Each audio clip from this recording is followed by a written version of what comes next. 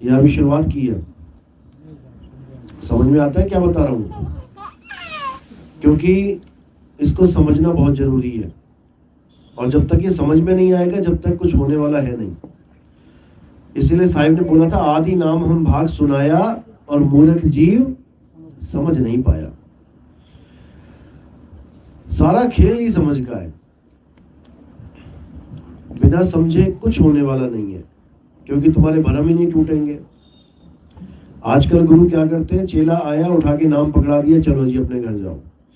ऐसे नहीं होता है, हर चीज समझाई जाती है। जब तक पूर्ण ज्ञान नहीं हुआ, चाहे वो थ्योरी पार्ट का ही क्यों ना हो, जब तक सारे संशय ना खत्म हो गए, भक्ति बन ही नहीं सकती।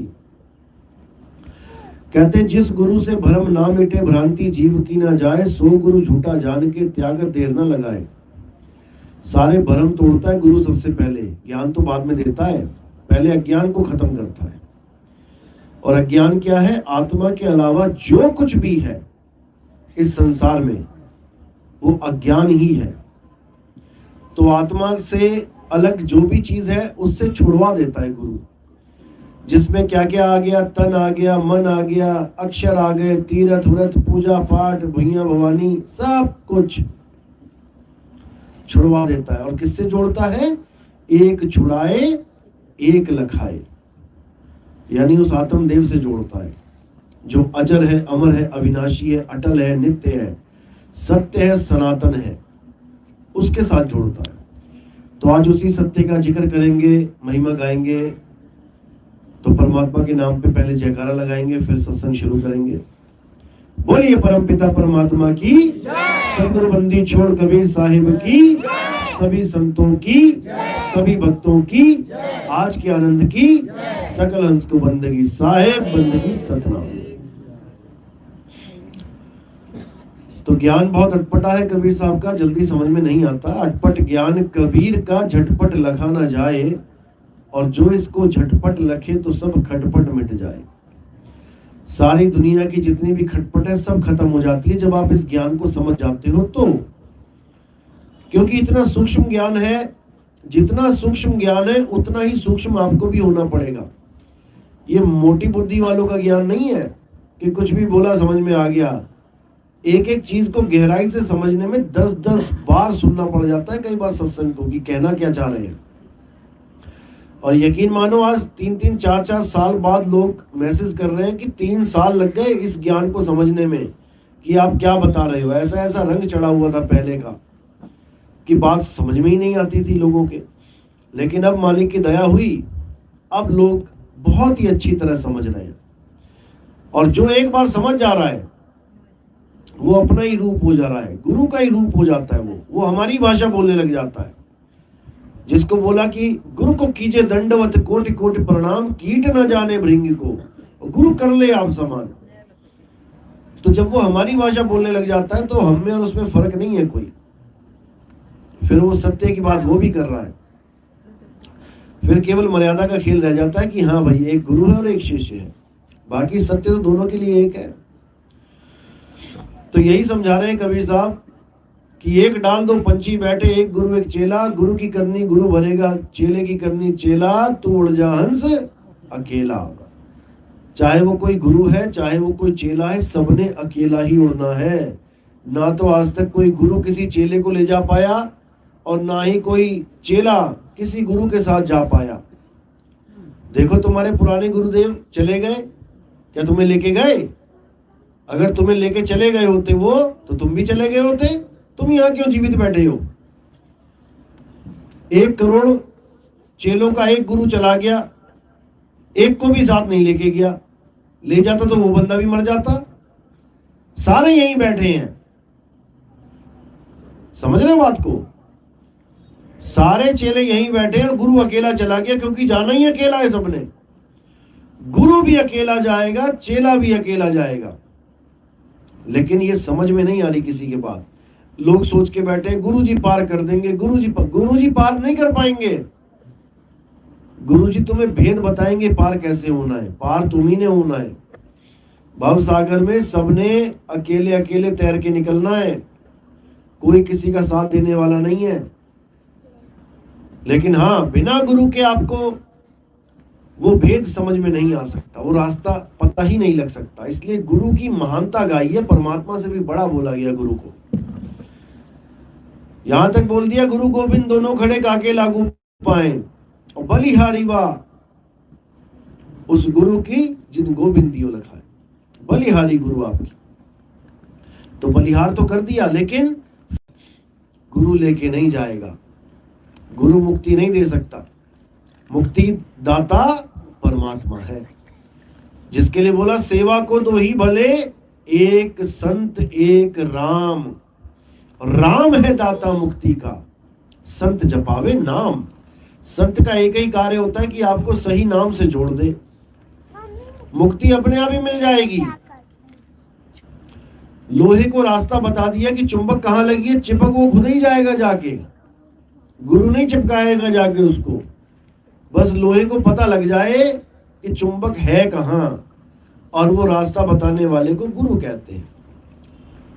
जैसे ही लोहा चुंबक के पास पहुंचेगा खुद ही चिपक जाएगा, लेकिन पहुंचे तो सही। इसी को साहिब कह रहे हैं, लोह चुंबक की प्रीत ज्यों लोह को लेती उठाए, और ऐसा शब्द कबीर का काल से लेती छुड़ाए। शब्द छुड़ाएगा काल से। कोई गलतफहमी में ना रहे कि कोई गुरुजी आएंगे तुम्हें बेड़ा पार करने तुम्हारा। शब्द गुरु ही छुड़ाएगा काल से, वही परमात्मा है। लेकिन लोगों को समझ में नहीं आ रहा, लोग गुरु डम में फंस चुके हैं और गुरु फंसाने वाले बैठे हैं।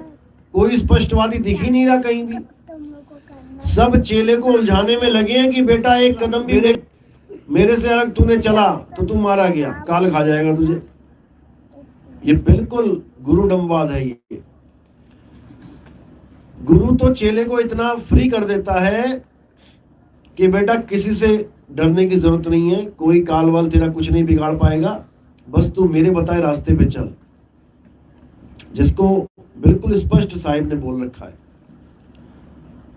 कि गुरु राह बताएगा, चेला उस राह पे चलेगा, उस चेले को कोई पकड़ ही नहीं सकता। नलनी के सुगना तुम्हें कौन पकड़ी, कोई पकड़ ही नहीं सकता। लेकिन गुरु से मार्ग लेना पड़ेगा, गुरु मार्ग बताएगा तब चेला उस मार्ग पे चलेगा और उसको प्राप्ति होगी। नहीं तो भूल जाए कि कभी परमात्मा मिल सकता है। परमात्मा के नाम पे सारी उम्र मंत्र जपता रहे, पूजा पाठ करता रहे, भगवान के नाम लेता रहे, देवी देवताओं की पूजा करता रहे, मंदिर मस्जिद गुरुद्वारे जाता रहे, लेकिन वो उस भेद को कभी प्राप्त नहीं कर पाएगा जिससे मुक्ति होगी, जिससे मोक्ष होगा। वो भेद केवल भेदी गुरु ही बता सकता है। इसलिए बोला गया है कि वस्तु कहीं ढूंढे कहीं कैसे लागे हाथ, गुप्त वस्तु तब मिले जब भेदी लीजिए साथ। भेदी लीना साथ में और दीनी वस्तु लखाए, कोटि जन्म का पंथ था पल में पहुंचा जाए। वस्तु का लखाव कराना है, वस्तु का, लेकिन लोग समझ ही नहीं पा रहे हैं। लोग नाम समझ के बैठ गए हैं कि गुरुजी नाम देंगे, हम जपेंगे, मुक्ति हो जाएगी। नाम जपने से मुक्ति नहीं होगी। नाम किसका जप रहे हो, उस वस्तु को पाने से मुक्ति होगी। प्यास लगी तो पानी पानी जप के गला गीला नहीं होगा। किस वस्तु का नाम जप रहे हो, उस वस्तु को पीने से गला गीला होगा। लेकिन नहीं समझ पा रहा है कोई। 90% जितने आश्रम भरे पड़े हैं संगत से, ये सब नाम जाप वाले ही हैं। और उसमें से कुछ % ऐसे हैं जो नाम जाप नहीं देते हैं, वो ध्यान में गड़बड़ करवा देते हैं। मंत्र नहीं देंगे कोई भी, लेकिन ध्यान गलत जगह लगवा देंगे। कोई नाक पे ध्यान लगा रहा है, 20-20 साल, 25-25, 50-50 साल नाक को देख रहा है, और देखते देखते आंखें महंगी हो गई, उसकी आंखें खराब हो गई, लेकिन परमात्मा नहीं मिल रहा है। कोई श्वासों पे, नाभि पे ध्यान लगवा दे रहा है, कोई गुदा चक्र पे ध्यान लगवा दे रहा है, कोई आज्ञा चक्र पे ध्यान लगवा दे रहा है, कोई हृदय में ध्यान लगवा दे रहा है। तो ध्यान भी गलत जगह लगाने वाले गुरु बैठे हुए हैं। जबकि ध्यान करना कहाँ है, अपने आत्म स्वरूप को ध्याना है, काया को नहीं ध्याना है। काया के अंगों को नहीं ध्याना है। ये श्वास, ये नाभि, ये त्रिकुटी, ये नाग, ये सब काया के ही अंग है। ध्याना किसको है? आत्मदेव को ध्याना है, जो कभी जन्मता और मरता ही नहीं है, उसको सिमरना है। एको सिमरो नानका, जो जल थल रहा समाये, वाही को क्यों सिमरिए, जम्मे थे मर जाए। जो पैदा हो रहा है यानी काया, और मर रहा है जो काया, उस काया को क्या ध्या रहे हो? उसको ध्याओ जो आत्मदेव अविनाशी है, अटल है, अडोल है, अबोल है, अकह है, अनाम है, नियक्षर निज नाम है। उसको ध्याओ, फिर देखो क्या होता है। लेकिन उसका भेद बताने वाला कोई नहीं मिल रहा। तो मदन साहिब क्या कह रहे हैं? सोई गुरु पूरा कहावे, जो दो अक्षर का भेद बतावे। एक छुड़ावे, एक लखावे, तब प्राणी निज घर को जावे। ऐसा गुरु ढूंढ लो भाई, जो एक छुड़ावे, ये मुंह से बोलने वाले सारे अक्षर छुड़वा देवे, ये मंत्र जंतर तंत्र छुड़वा देवे, ये 52 अक्षर छुड़वा देवे, ये हिंदी पंजाबी उर्दू भाषाओं के अक्षर छुड़वा देवे। और क्या लखावे? एक लखावे, तुम्हारा सत्य स्वरूप, तुम्हारा आत्म स्वरूप लखा देवे। वही तुम्हारा शुद्ध चैतन्य आत्म स्वरूप परमात्मा कहलाता है। अभी लोगों को इतना भी नहीं पता है। लोग आत्मा और परमात्मा को अलग अलग माने बैठे हैं, जबकि आत्मा परमात्मा दो नहीं है, जीव और परमात्मा दो है। लोगों को यही नहीं समझ में आ रहा कि जीव आत्मा और शुद्ध चैतन्य स्वरूप आत्मा में फर्क क्या है, यही नहीं समझ में आ रहा। तो साहिब क्या कह रहे हैं? जीव अलग है और आत्मा अलग है। आत्मा का हमें ज्ञान चाहिए, जीव को ज्ञान चाहिए आत्मा का। आत्म ज्ञान बिना नर भटके। नर कौन है? नर जीव है। और कौन सा ज्ञान चाहिए उस जीव को? आत्म ज्ञान। जब उसे आत्म ज्ञान मिल जाएगा, वो आत्मा में स्थित हो जाएगा, तो उसमें और परमात्मा में कोई फर्क नहीं रह जाएगा। जिसको बोला कोटि तो ब्रह्मा भय, कोटि भय ईश, और साहिब तेरी बंदगी से जीव बने जगदीश। ये समझ में नहीं आ रहा किसी की, इसीलिए द्वैतवाद में पड़े हुए हैं। आत्मा से परे परमात्मा है, ऐसा बोलने वाले भी हैं लोग, जबकि ये महा झूठ है। जीव से परे आत्मा है, और आत्मा में स्थित हो जाना ही परमात्मा अवस्था है। आत्मा में स्थित तो हो पहले, काया को छोड़ के आत्मा में स्थित होना, उतने समय के लिए आत्मा परमात्मा में कोई भेद नहीं रह जाता।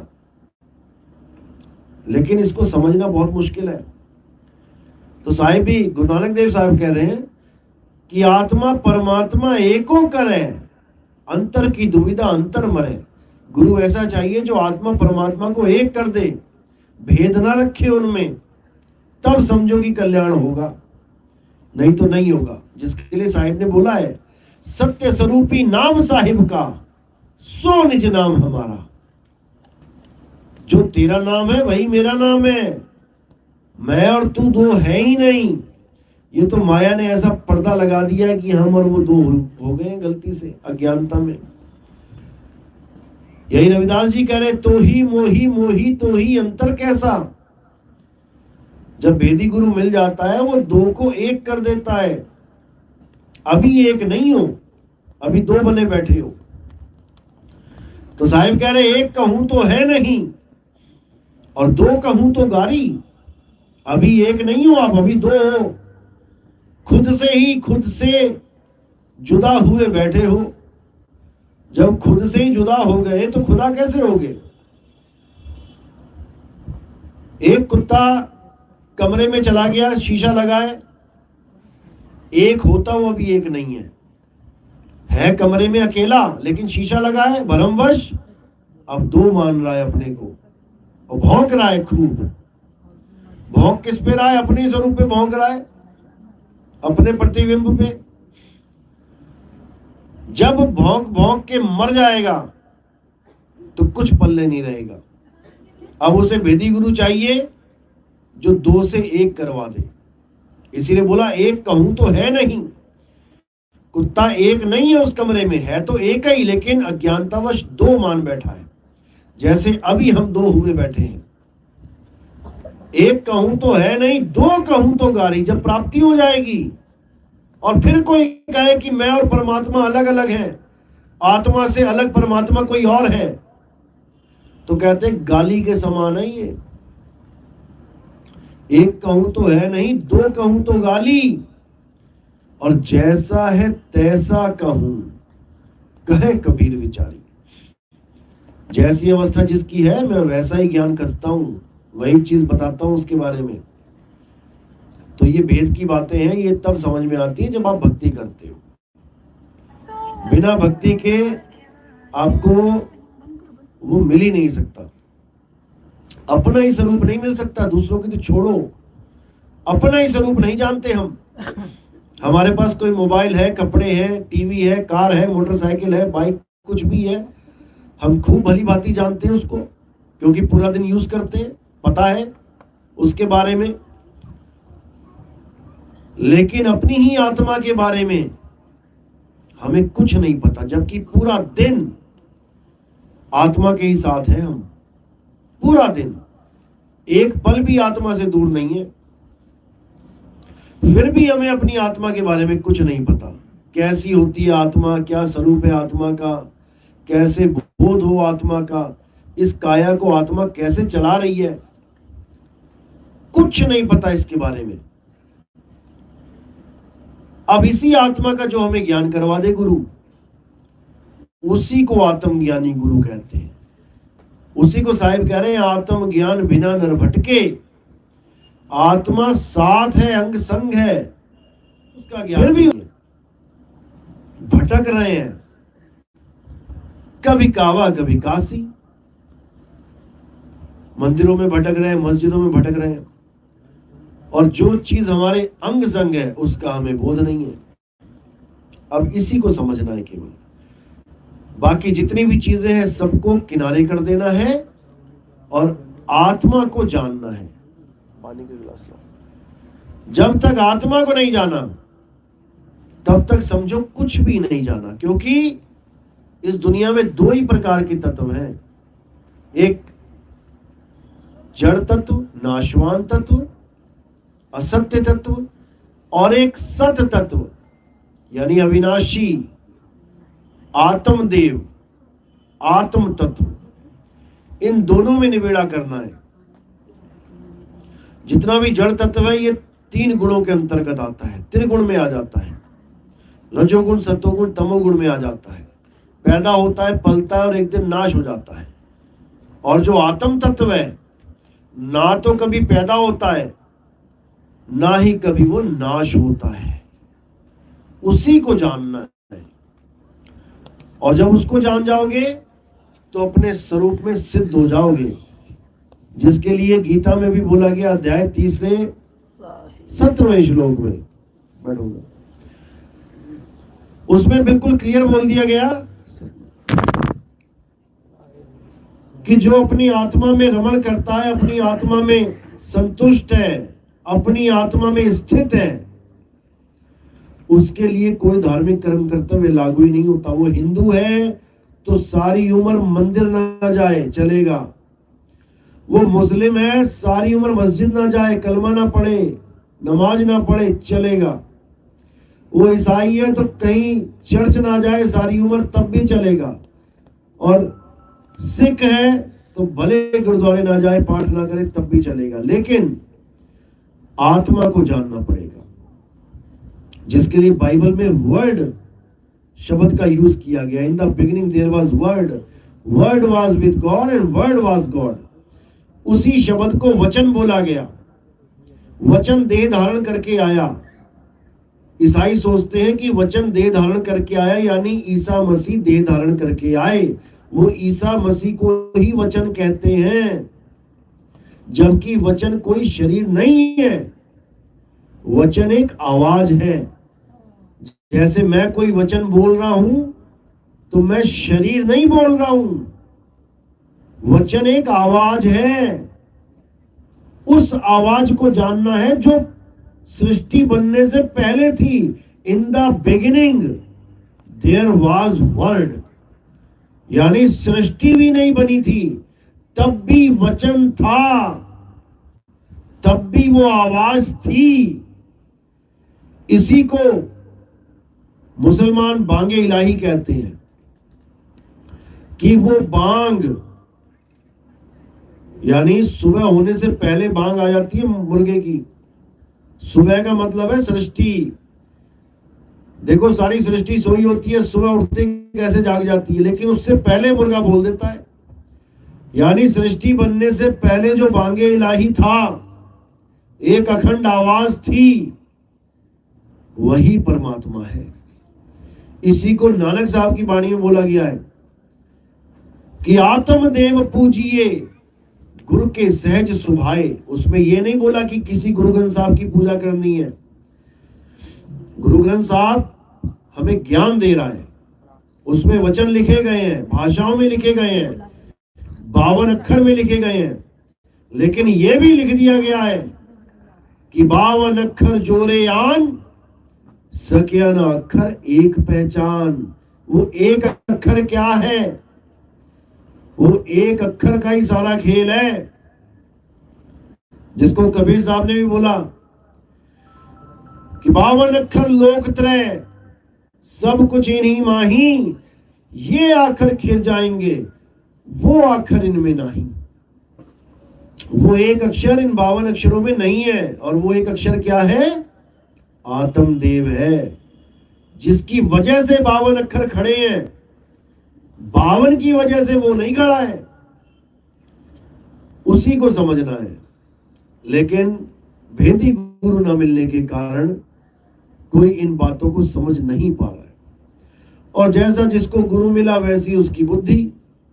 कोई राम राम करने वाला गुरु मिल गया तो चेला राम राम कर रहा है, कोई माला फेरने वाला गुरु मिल गया तो चेला माला फेर रहा है, कोई पेड़ों पे लटक गया, कोई कुएं पे लटक गया, पेड़ों पे उल्टे लटकने वाले गुरु मिल गए तो चेला भी उल्टा लटका दिया, जप तप में व्रत में उलझा दिया।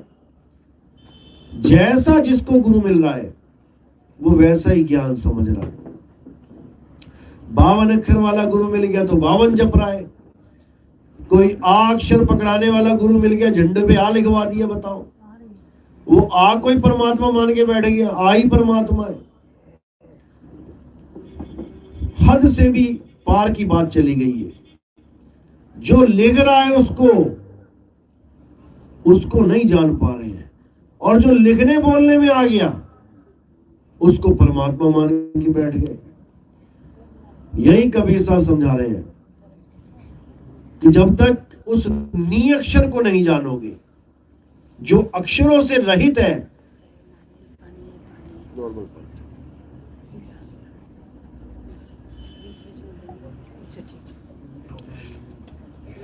बस जो नी अक्षर है यानी अक्षरों में नहीं आता, जब तक उसका भेद नहीं मिला तब तक कल्याण होने वाला नहीं है।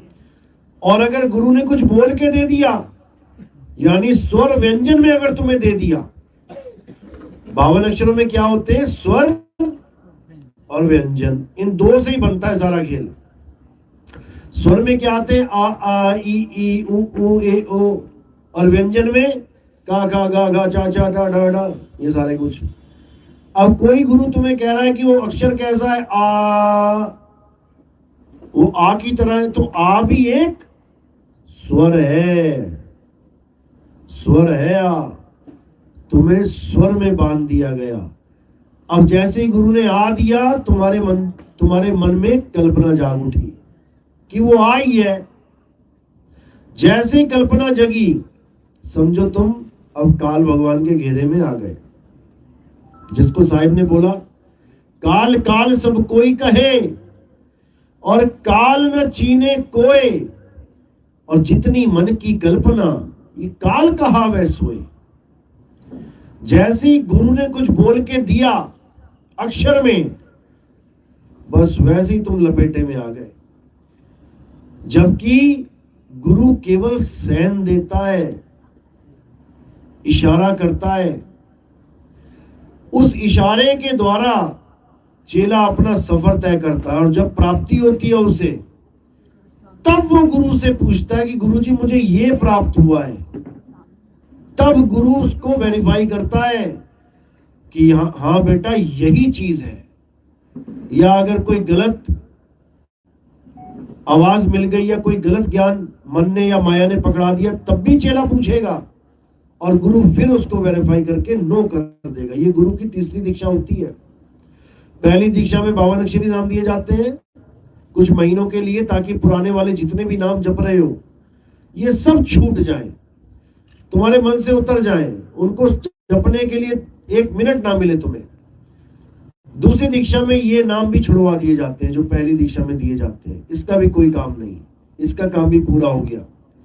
जैसे दाग लगाओ कपड़ों में तो साबुन लगाया जाता है, खूब साबुन लगा के झागो झाग कर दिया तुमने, लेकिन झाग भी अज्ञान ही है, झाग भी मैल ही है। तभी तो पानी से साफ करते हैं कपड़ा। अगर झाग अच्छी हो तो झाग को ही सुखा लो, झाग वाले कपड़े को सुखा लो, पानी में क्यों डुबोगे? पानी में डुबो के झाग भी अलग कर दी जाएगी। मैल तो हुई अलग, झाग भी अलग हो गई। यानी पुराने वाले 52 तो हुए ही अलग, जो नए 52 दिए थे वो भी अलग कर दिए जाएंगे। दूसरी दीक्षा में 52 का खेल ही खत्म हो जाता है। तो दूसरी दीक्षा में सैन दी जाती है और तीसरी जो दीक्षा होती है वो कोई कर नहीं सकता, वो बंदी छोड़ करते हैं आके, वो परमात्मा करते हैं।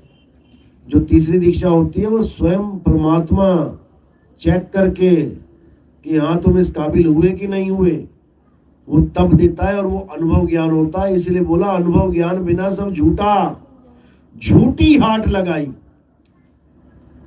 दूसरी दीक्षा देने वाले ऐसे ऐसे संत बैठे जो खुद गांजा पी रहे हैं, खुद चिलम लगा के बैठे हैं, खुद भांग पी रहे हैं, खाने में बिना भांग के उनको समझ में नहीं आता कुछ। ऐसे ऐसे लोग महंत बने बैठे हैं, तो क्या उनको परमात्मा मिल जाएगा? ना उनको मिलेगा ना उनके चेलों को मिलेगा। लेकिन गुरुडम ऐसा चला हुआ है कि नहीं जी, गुरु के खिलाफ नहीं बोलेंगे, चाहे गुरु कितना ही गलत क्यों ना करता हो। ऐसा बिल्कुल नहीं होना चाहिए। कबीर साहब ने कभी नहीं बोला कि तुम गुरुडम में फंसे रहो। यहां तक बाणियां बोल दी, झूठे गुरु को झटक दे और शिष्य शाखा को फूक, वामे दोष जरा नहीं, शब्द कहा हम कूक। अगर तुम्हें लगता है कि ये गुरु गड़बड़ कर रहा है, कहते झटक दे उसको, झूठे गुरु को झटक दे, छोड़ दे इसको। शिष्य शाखा को फूक, लाखों चेले बना रखे हैं उसने, कहते फूक दे उन चेलों को, यानी छोड़ उसको, मत सोच उनके बारे में कि इतने बड़े गुरु को मैं छोड़ रहा हूं, क्योंकि वो गुरु तेरा कल्याण नहीं कर सकता। झूठे गुरु को झटक दे, शिष्य शाखा को फूक, वाह में दोष जरा नहीं। कोई कितना ही कहता रहे तुम्हें, अरे इसने तो गुरु ही छोड़ दिया अपना, तुम्हें पता है ना क्यों छोड़ा है? वाह में दोष जरा नहीं, शब्द कहा हमको। बिल्कुल निडर होके भक्ति, क्योंकि गुरु और चेला दोनों भक्ति करके ही मुक्ति को प्राप्त कर सकते हैं। कोई गलत फहमी में ना रहे कि गुरु को भक्ति करने की जरूरत नहीं होती, वो भी करेगा, चेला भी करेगा, दोनों भक्ति करेंगे तब जाके दोनों की मुक्ति होगी, नहीं तो नहीं होगी। जो नहीं करेगा नहीं होगी। तो यही कबीर साहब समझा समझा के चले गए, लेकिन लोगों को समझ में ही नहीं आया। सारे ही गुरु भगवान बने बैठे हैं। एक ही दोहा रटा हुआ है, गुरु बड़े गोविंद से मन में देख विचार, यानी गुरु गोविंद से बड़े हैं। यही दोहे रटवाए गए हैं। ये वाला दोहा नहीं बोला गया कि झूठा गुरु अजगर बने लख 84 जाए और सारी संगत चींटी बने तोड़ तोड़ के खाए। ये नहीं सुनाएगा कोई दोहा, क्योंकि पता है कि अपने ऊपर फिट हो रहा है। ये बहुत शातिर है गुरु लोग, लेकिन अब नहीं चलेगा इनका खेल। इन्हीं दोहों को सुना सुना के अरबों खरबों की संपत्तियां इकट्ठी करके बैठे हुए हैं। इतने बड़े बड़े आश्रम बना लिए कि तुम्हारा ही जाना मना है। वहां पे गेट पे लिख देंगे बिना आज्ञा के अंदर आना मना है। और किससे पैसे इकट्ठे किए? तुम ही लोगों से। तुम्हारा ही पैसा लगा के तुम ही से बात नहीं करते। ऐसे ऐसे गुरु हैं जो चेले तो लाखों बना लिए, कभी चेले से बात ही नहीं करते। पैसा देते रहो वो चलेगा, लेकिन चेले से बात नहीं करेंगे सारी उम्र। ऐसे भी गुरु बैठे हुए हैं। ये सब गुरुडम है। कबीर साहब ने इसकी खिलाफत करी है पूरे जोर से। वो कहते मन लागो मेरो यार फकीरी में।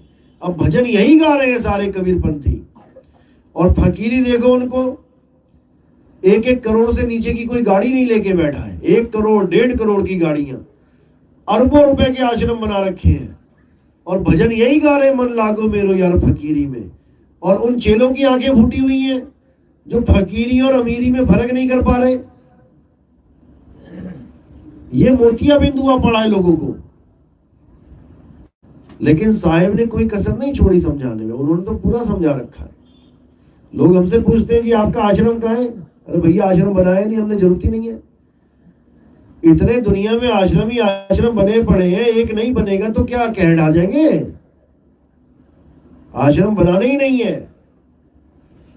हाँ, कोई रहना चाहे तो एक झोपड़ी बहुत है उसके लिए, कहीं बना लो, किसी नदी के किनारे बना लो, क्या दिक्कत है?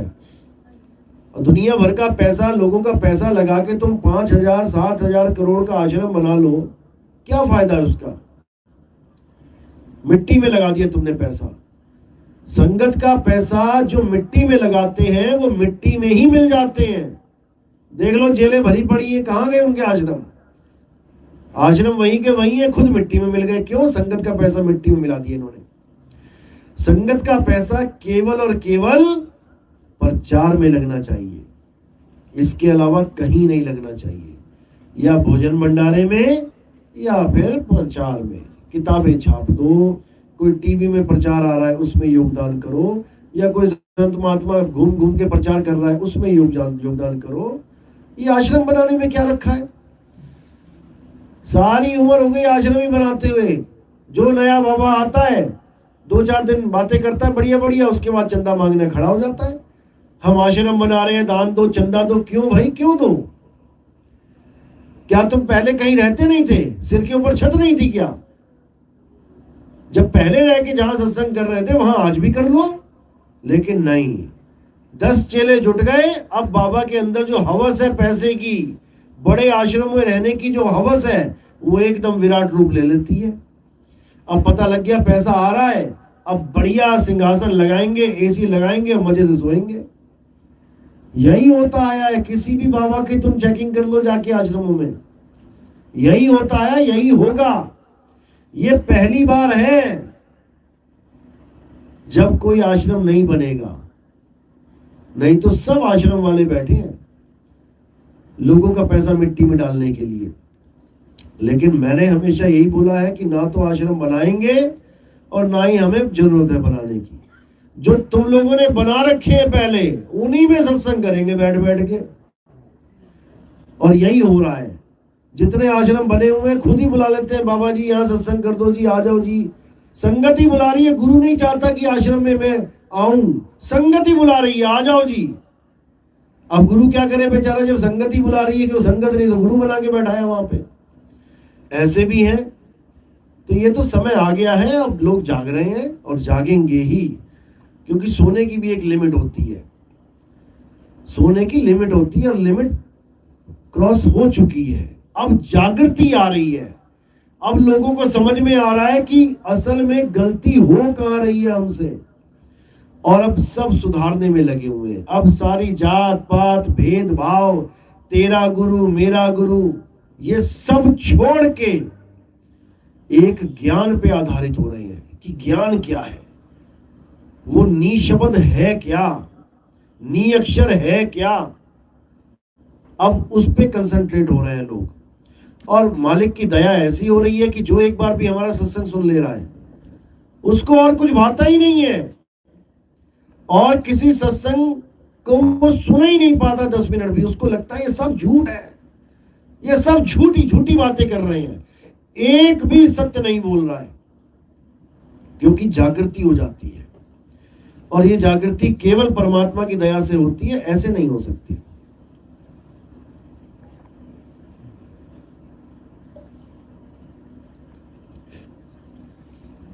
इसीलिए साहिब कह रहे हैं कि गुरु मेरे सभी बड़े, अपनी अपनी ठौर। जितने भी गुरु आज तक आए, सत्संग कर रहे हैं, ठीक है, कुछ नहीं से कुछ भला। अनपढ़ बच्चे को एलकेजी कराने वाला गुरु मिल गया तो भैया उसका तो फायदा ही हो गया ना, अंगूठा छाप नहीं रहा, अब अपना नाम लिख लेगा एलकेजी करके। सारे बच्चे एलकेजी वाले अपना नाम लिख लेते हैं, अंगूठा छाप नहीं रहे। तो इसी प्रकार अगर तुम्हें कोई गुरु मिलता भी है, कोई राम राम जपवाने वाला, श्याम श्याम जपवाने वाला, तब भी भला है, पहले तो वो भी नहीं कर रहे थे। तो कह रहे गुरु मेरे सभी बड़े, अपनी अपनी ठौर, शब्द विवेकी पारखी, सो माथे के मोर। अब बात यहां नहीं आई कि केवल गुरु धारण किया और मुक्ति हो जाएगी। अब बात यह चल रही है कि शब्द विवेकी पारखी, कि ऐसा गुरु मिले जो शब्द का विवेक करे, पारख करे, यानी परख करे कि शब्द है क्या।